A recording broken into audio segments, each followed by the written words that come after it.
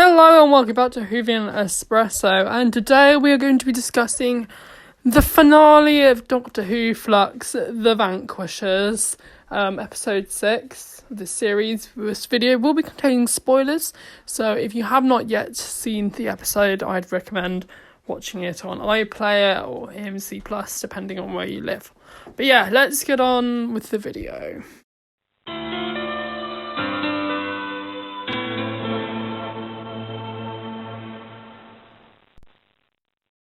So, let's talk about this. I have to say, as an episode of Flux and the Flux storyline, this episode is it's a reasonable conclusion. I'll give it that. I just think that there are certain elements of the story that kind of annoyed me by the end. Not necessarily, we'll get to it, but let's talk about actual part of Flux. So the resolution of this Flux storyline. So I thought they handled it well, I think, to be honest. I think they got everyone together and it felt very rounded off, to be fair. Like the actual way they dealt with the Flux, getting it inside the passenger form at the end of this episode, yeah, that was an established device in the story and it made sense. It made logical sense. I do think they've kind of skipped over the fact that basically the entirety of the universe is now destroyed. I don't know what they're really going to do about that, because it's a bit of an odd way to leave things, to be honest, because as far as we're aware, the only planets that we know of that exist still are Atropos and Earth.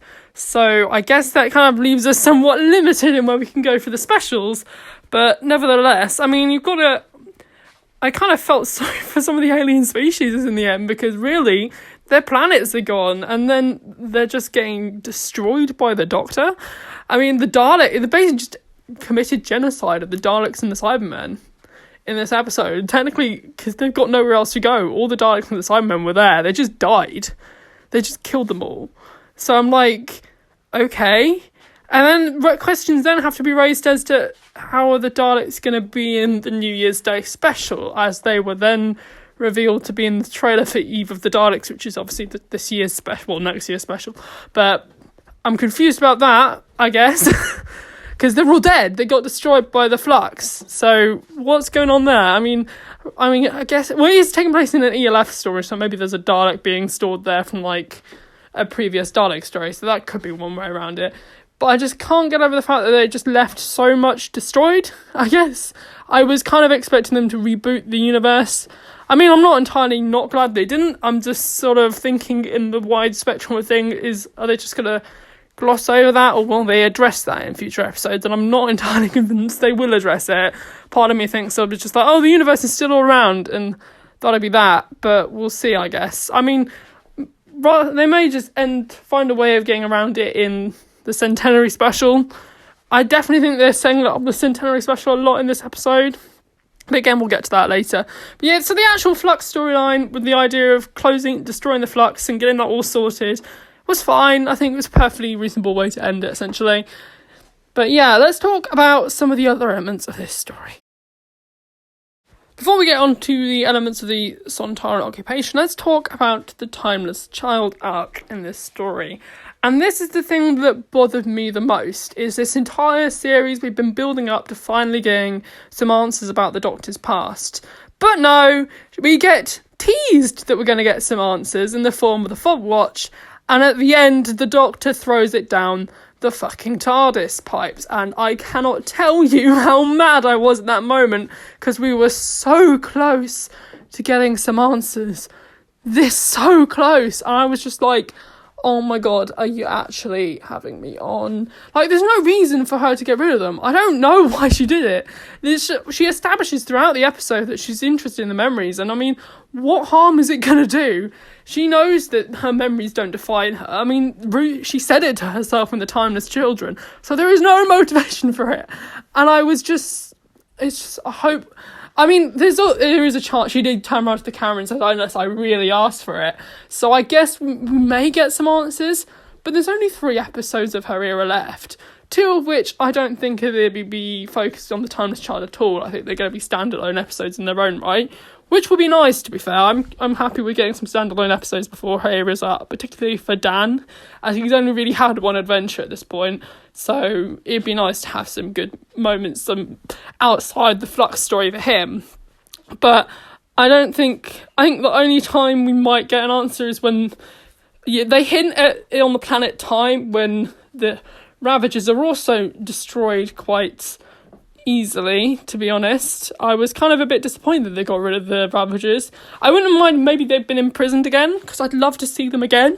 I think they've been the absolute highlight of Flux for me. Sam Sparrow and Rashenda Sandel have really shone throughout this series.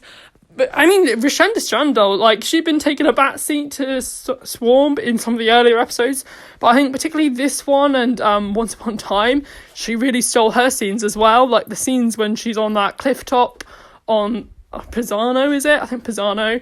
And she's like very melancholic and sort of withdrawn, which I thought was quite interesting at the time. And now she's got a great scene with, of course, the Doctor, and she's talking to her about how she's going to wipe out the universe and watch it on a loop forever. And then they meet up with Time on Atropos again, and this just destroys them. And I'm a bit like, okay, fair enough, I guess. I just felt like, I mean, it was a fair enough answer to it. I just wish we'd been able to see them again. I thought they were kind of a bit wasted as a villain at the end of it. So I was a bit disappointed in that, really, because they are so good. And I mean, just getting rid of them like that felt like it was a waste of potential for them to become sort of great returning villains. Like, I genuinely thought they had that potential. Like, Chris Chibnall had really built these up as his best villain, and like having this sort of big conflict with the Doctor in the past, and we may never get an answer to that, really, apart from what happened on Atropos, which seems like it wasn't as big a skirmish as they built it up to be in the end, really. So I feel really bad being harsh about it, because I have really enjoyed Flux up until these last two episodes, where I felt like I felt like last week's was a bit meh, and this one has just kind of let me down in some elements with the Timeless Child thing. I just wish she hadn't thrown it away. I can't believe she did that. It literally drives me insane that happened. I'm praying that the Centenary special addresses it. Part of me thinks maybe, because obviously she mentions, you get this very foreboding sort of end of time like message where instead of Ood Sigma, it's sort of the Doctor saying, your song will end soon, but your story will end soon, which is obviously ringing alarm bells for the Centenary special, particularly when she says your master. I mean, I was saying to myself, it's the master props returning from obviously the filming picture which they leaked it from. But now we know for sure. I'm sure we'll get some promo material for it. But yeah, I'm sure they do. What was the other thing they set up? Kate Stewart might come back as well. Let's talk about Kate Stewart now. So, Kate Stewart was an interesting addition to the cocktail of this finale. I think she did add, I think to be honest, her inclusion here isn't necessarily for the sake of the Flux. I think it's more for the sake of setting up her appearance in the Centenary special, because obviously we've seen filming pictures of like some university in Wales where they had like unit insignias on the ground. So I definitely think they're sort of building the groundwork more for the return of unit than their involvement in the Flux story, really. I was kind of hoping that maybe Oscar would turn up in this episode. She didn't, but I maybe suggest that maybe she would return for this finale, this Centenary special rather. And I like the idea of having this sort of Centenary episode with the Master and Unit sort of. I mean, we had that kind of with like Series 8. The Series 8 finale was all about Unit versus the Master again. But I feel like this could be a nice chance to bring that sort of element back again. But yeah, Kate Stewart was alright. I just kind of felt like she wasn't given that much to do. I mean, Gemma Redgrave always performs amazingly as an actress, and she's no exception in this episode. She does feel a bit like a third wheel at points. She's sort of standing in the background. But I liked her inclusion here. It's a nice sort of way of knitting the Flux and sort of other eras of the show, the Unit and everything, and getting that sort of way of the Grand Serpent to sort of infiltrate Unit and obviously be in control for the planet for their alliance with the Sontarans. So yeah, it was an interesting inclusion. I mean, it didn't have to be there. and it does kind of make a story which is very crowded, a bit more crowded, but I'm glad they did, because it's nice to have Kate Stewart back. I mean, she's a nice little extra bonus, I think. One thing that I think was really effectively used in this episode is, of course, Calvinista. And throughout this series, I think Calvinista has been a real strength. From episode 1, from the very first scene of the series, I just thought it was such a nice sort of character. And I think we got a lot of depth to his character at this point. I mean, in episode 1, he was kind of like, oh, it's a big dog alien and Doctor Who sort of moment. And then this one, we kind of got some real emotion to his character. In this episode, we get this sort of like moment where he's like, he knows that he's had this time with the Doctor, but that he can't say anything, because if he does, he'll die, and he holds all the answers. And this is another thing, like, why I got really pissed off when Jodie threw that thing into the TARDIS, because she's like, oh, tell me what you're gonna do, and tell me about our past and that, in the same episode, in like the same day. She's like, oh, and there's no development of her saying, I mean, if they'd set up that maybe she didn't want to know about her parts, they didn't really. I was like, I mean, Swarm said something, oh, do you think it will tear you apart? But she didn't say that. Why? Backtrack it again. But yeah, Calvinista, he gets that really emotional moment. It's like if Donna knew that if she thought about her memories, she'd burn up. It'd be like kind of a heavyweight moment. And we get some real sad moments with, obviously, when his entire species is wiped out, which is obviously very similar to when the Doctor species was wiped out, which I thought was a really sad moment. And he gives a really crushing sort of howl. I remember seeing it in the trailer, I thought, oh, it's going to be a bit stupid, that moment. But actually, it was really crushing to know that he just lost all his, like, family and friends and everyone he's ever known. I was like, that was really sad. So yeah, that was he stole this episode for me. I think he was probably the strongest element for me, because Swarm and Azure, while I think they've been great in this series overall, they were again quite sidelined. They were not the main threat of this episode, because the Timeless Child arc was just sidelined.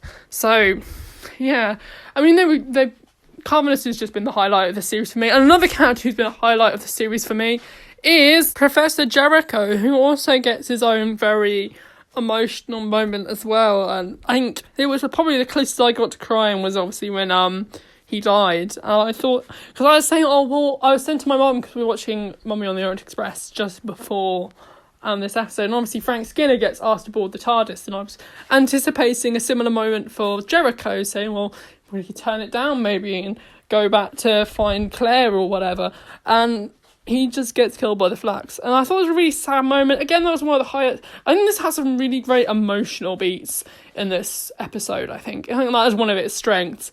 And I think Jericho is such a great character.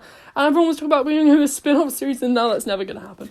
But it was just very emotional. I have to say, I do kind of feel like they do kind of skip over some of these emotional beats. Like, they quickly move on from Calvinista's species just getting wiped out and him being down by himself. And he kind of, I mean, I know lots going on, but like, you'd think towards the end they'd have a more emotional sort of defeated end to the series, and they just don't really. But yeah, he was great, and he was great with Annabelle Scully as Claire, who's kind of here, and she just finds the final events of the Flux, which is a nice moment, I guess. And she's nice to have her back. She's been another highlight of the series as well for me. So, yeah, it's very sad to see Joker go. Hopefully Big Finish do something with his past or whatever. It'd be nice to see that. I sort of liked this sort of plot line with the Sontarans and their sort of invasion of Earth. I thought it might have been a bit more dramatic than it was, with the whole idea of getting all the Cybermen and the Daleks all at one point. It was pretty, I was hoping for like some big alien invasion type moment, but it wasn't that. I mean, it was still pretty interesting. I think it was quite an interesting use of the Sontarans. I thought they were quite unique villains in this story, not just going out for sort of war for the sake of war. They're just trying to like wipe everyone out, which didn't really seem very Sontarans, come to think of it. They're more Dalek, to be honest, but they're here and they're here to conquer. They're here to slay, you know. So they were pretty interesting. Sometimes were very funny. I thought there was a great moment with one of Dan Starkey's Sontarans where he's in the corner store and he's raiding the store for sweets. I thought it was really funny. So yeah, the Sontara comedy in this entire series has been really well utilised, I think. The Sontara has a particularly good usage of that. They have those serious moments. They also have those sort of quite dark moments, particularly when, like, what one runs in to execute Professor Jericho and then just dies. And they've been very graphic, these Sontaras, I think, with their sort of laser beams. There's quite a bit of that in what's it called? War of the Sontarans. So yeah, that was quite interesting. But let's also talk about their alliance with the Grand Serpent.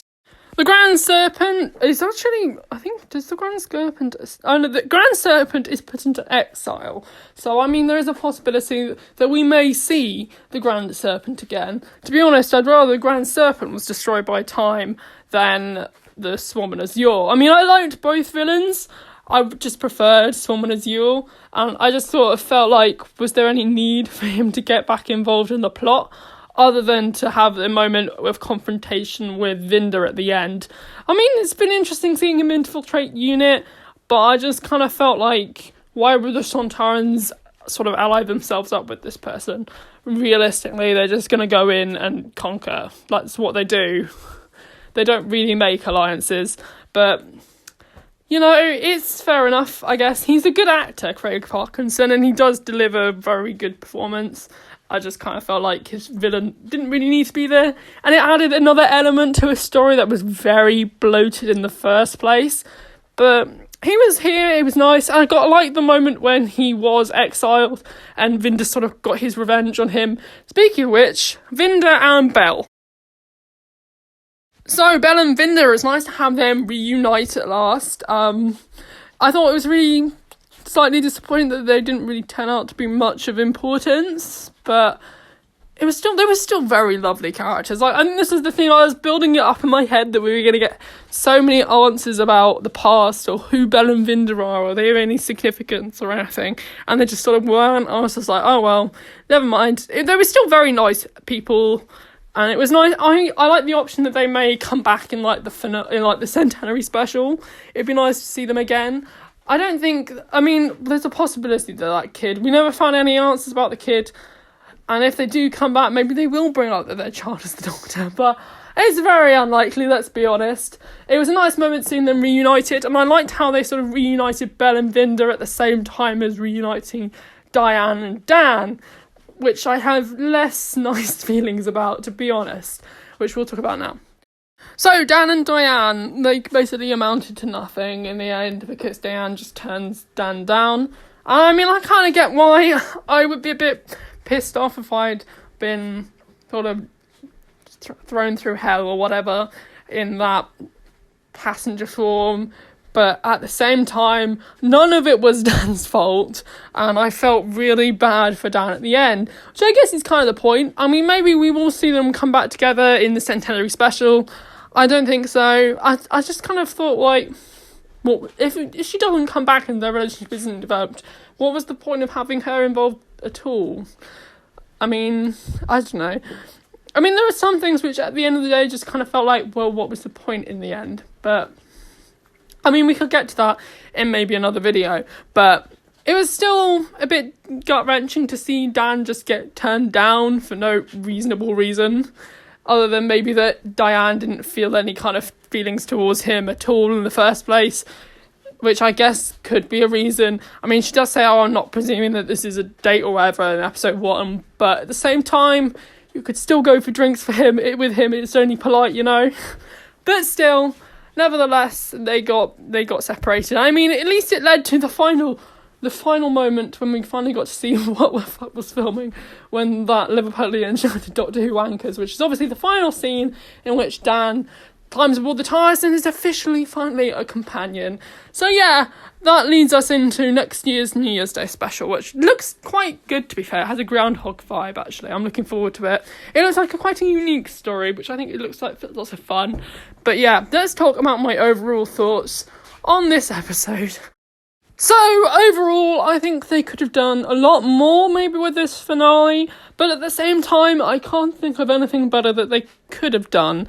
I think the only thing that I thought that maybe it could have benefited from was giving us some actual answers about the Timeless Child era, and obviously having Jo Martin in, because that's all it takes for me to give an episode 10 out of 10, let's be honest, because Jo Martin is the best actress to play the Doctor of all time. No, I mean, if she was given a proper series, I'm genuinely, like, convinced that would be the case. Obviously, she hasn't, so she maybe wouldn't be the best of all time, but I think if she was given a chance, I think she probably could have potential to be.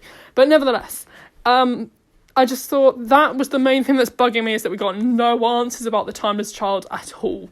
We got them teased in our face, and she threw them all away, and it just makes me a bit annoyed that it was right there and we didn't get any answers. I mean, they set up the idea that we might get some answers, but quite frankly, I really would have rather had the specials be a sort of farewell tour for Jodie, separate from the Timeless Child arc, and we may well get that, but I'd be a bit miffed if we do end up sort of getting distracted by the Timeless Child again, when we could have so easily wrapped it up so nicely here, and we just didn't have the chance. And I think partially because we needed to wrap up everything that was going on with the Flux, and that this episode probably needed to be a bit longer.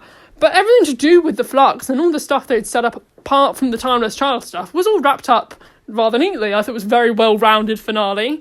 I liked the idea of the Doctor being sort of split up across 3 different places, which kind of solves the issue of how does everything get resolved without the Doctor, so quite nicely. And then obviously we get reunited at the end, so I thought it was a nice comic usage as well. You got Doctor making joke, talking to herself and flirting with herself, which is quite funny. I thought reminded me of when what's it called, the 2 Masters met in the Doctor Fools, which was a nice sort of callback, I guess, in a way. But yeah, it was a well-rounded finale. I can't really fault it, because there's nothing particularly wrong with it. I just thought that it needed that bit of extra stuff with the Timeless Child arc. But we never know, we may get some more answers. But I would be very annoyed if we just didn't ever find out what happened, because what would have been the point of setting it all up? I just don't get why you would do that and not give any answers about it. But here we are. I guess this is what might end up happening. Either way, next year, New Year's Day special looks like a lot of fun already. I love the idea of this sort of Groundhog Day on a loop idea. I'm curious to see how all this links in with the TARDIS sort of being destroyed, which also does not get rounded up. So I presume that's going to be a thing across the centenary specials, is the stuff with the TARDIS maybe getting destroyed, well, falling apart or whatever. But yeah, overall, I'd probably rate this about 6 out of 10. Maybe, I really felt bad for how I rated the Survivors of the Flux after 1 episode, and I gave it 6.5. I'd probably push it up to a 7. But honestly, I just kind of felt that there was a lot of elements lacking in this episode. So I would probably put it at a 6. I mean, it's not a bad finale. It's a perfectly rounded finale, I guess. It's just not everything I wanted it to be, I guess. But yeah, thanks for watching. Tell me your thoughts on Flux and this finale, The Vanquishers, in the comment section down below. And I hope you've enjoyed the video. And goodbye for now.